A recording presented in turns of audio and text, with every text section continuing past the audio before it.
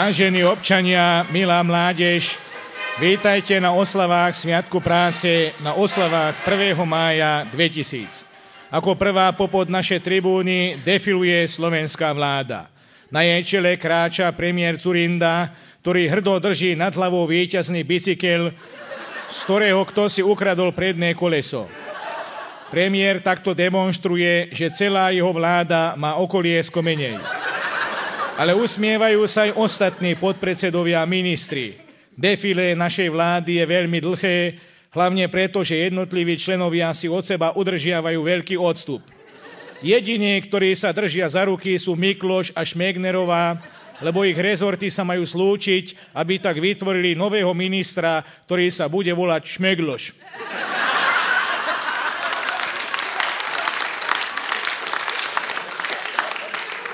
Spolu pochodujú aj ministri Vtáčnik a Kňažko, ktorí po slúčení vytvoria ministra menom Vtáčko.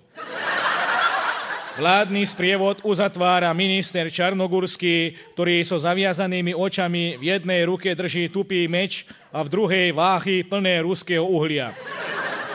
A v tejto chvíli popod tribúnu prechádza zástup národne orientovaných rodoľubov a iných svetlonosov, ktorí seba prekračujú svoju históriu a vlastných kolegov, ktorí padli za svoju očinu pod vplyvom alkoholu.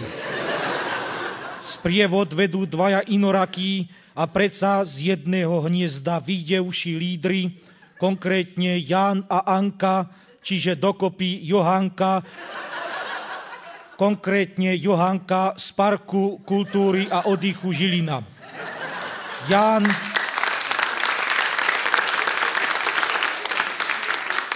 Ján máva nad hlavou írečitou slovenskou koženou bundou, Harley Davidson a davy jasajú. A teraz už popod slávnostne vyzdobenú tribúnu za zvukov piesne Pavla Hamela Smutný Ján prechádza Ján Budaj a zvyšky Demokratickej únie. Tu, ako hlása transparent vo forme smutočného parte, už dokopy nezošie ani Švec. Budaj v kostýme Jánošíka naznačuje, že mu ktosi pod nohy posypal harach a že mu už nič iné nezostáva, len aby si hodil šagát. A konečne sa pred tribúnu dostali aj naše ženy, respektíve naše babky. V rukách držia pestrofarebné dážniky, palice, ihlice na štrikovanie a zubné protézy, ktorými sa hrozia súčasnej vláde. Na ich čele stoja najvernejšie zástankyne tzv. Nevesty Mečiarove, ktoré zjednocujú vkusné blond parochne na hlavách. Za nimi pochodujú zvyšky najlepších slovenských tunelárov, teda tí, ktorí sa nestihli prekopať do Španielska, Rakúska alebo Švajčiarska. Nad hlavu dvíhajú ruky navzájom pospájané policajnými putami a takto demonštrujú svoju jednotnosť a nerozbornosť.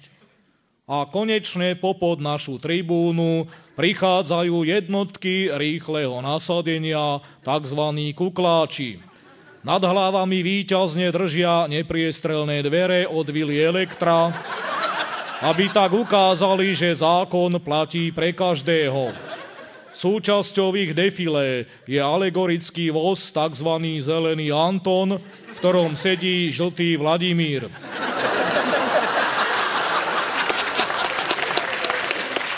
Autorom tohto výjavu je zaslúžilý policajt, akademický baliar, ktorý zbalí každého generál Ivor. No a na záver prvomajového sprievodu, ako vždy, prichádzajú poslanci slovenského parlamentu. Na ich čele krača hrdina socialistickej nadpráce predseda Migaš. Predseda sa usmieva a rozjasaným davom predvádza povestné hlasovanie za a proti tak, že striedavo stlača spodné gombiky na saku Igora Presperina a Belu Bugara, ktorí kračajú vedľa neho. To je z prvomajového sprievodu všetko, lebo ostatní poslanci sa zdržali v bufete, alebo ako je u nich zvykom, do práce ani neprišli.